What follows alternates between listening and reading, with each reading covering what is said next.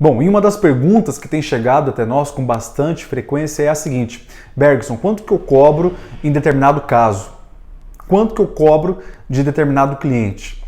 O advogado, o jovem advogado, iniciante, ou até mesmo aquele que já está há algum tempo, mas ainda não se estruturou, não é? Nesse sentido, começa uma conversa com o cliente, toma conhecimento do caso e antes mesmo de ocorrer a consulta, ele pergunta quanto que deveria cobrar. Existe uma resposta para isso? Eu consigo dar uma resposta para esse colega dizendo: olha, colega, cobre X ou cobre Y? Infelizmente não dá. O que a gente pode fazer é passar e ensinar alguns parâmetros a serem analisados, critérios a serem adotados. E é justamente esses critérios que eu vou falar para você agora. São os critérios que eu uso para mim, tá? Já há alguns anos, e aprendi na prática, tá? Apanhando de um lado, do outro, e conseguimos estruturar, tá? Esses critérios quando da precificação, da cobrança de honorários. Então vamos entender aqui, tá? Critérios. Esses são os únicos? Não, não são os únicos, porém são os que eu utilizo e temos visto eficácia na aplicação deles. Primeiro, qual é o critério? Primeiro critério,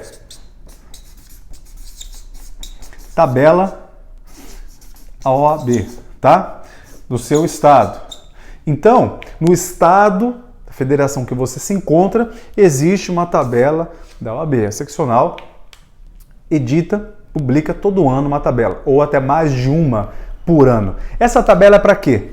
Para ficar de enfeite? Não, não é para ficar de enfeite. É para ser usada como parâmetro. E outra coisa, além disso, é parâmetro mínimo, tá? Se você observar bem, tem algum lugar da tabela da OAB do seu estado que diz lá mínimo, tá? Valores mínimos, tá certo?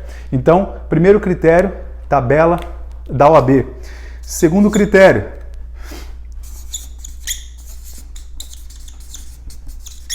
concorrência.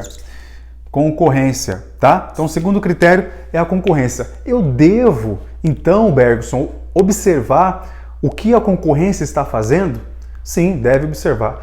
Quanto, não é, que escritórios semelhantes ao meu ou profissionais semelhantes a mim têm cobrado em determinadas causas, em determinadas situações. Isso aqui, o seu network, tá? Irá trazer esses dados para você. Então, na sua cidade, no seu estado, escritórios semelhantes ao seu, especializados de acordo com o seu, poderá ser parâmetro de concorrência. Perfeito? Porque a atividade jurídica não deixa de ser uma atividade econômica, tá? Aquele tradicionalismo inteiro, tá? Que existia no passado, que fazia com que a atividade de advocacia não era business, não era negócio, já está ultrapassado, tá? Então, deve sim se observar a concorrência. E terceiro, tá? Não menos importante, isso aqui faz parte de um gerenciamento,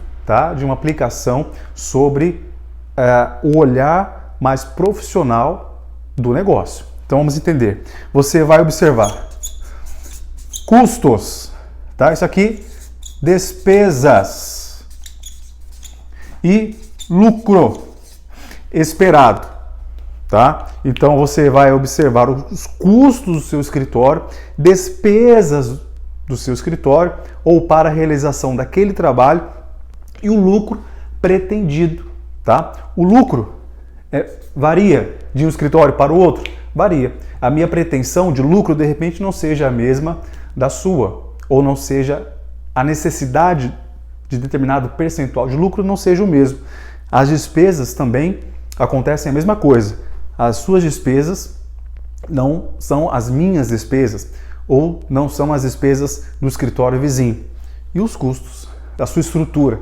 Quanto você precisa para manter funcionando o seu escritório ou a sua atividade, tá? Então, eu devo entender que esses três estão interrelacionados, tá? E só assim eu vou poder chegar à efetiva precificação.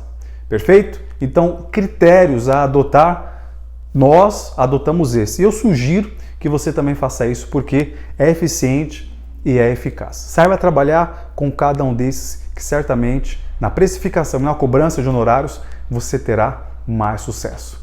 Um abraço e até a próxima dica.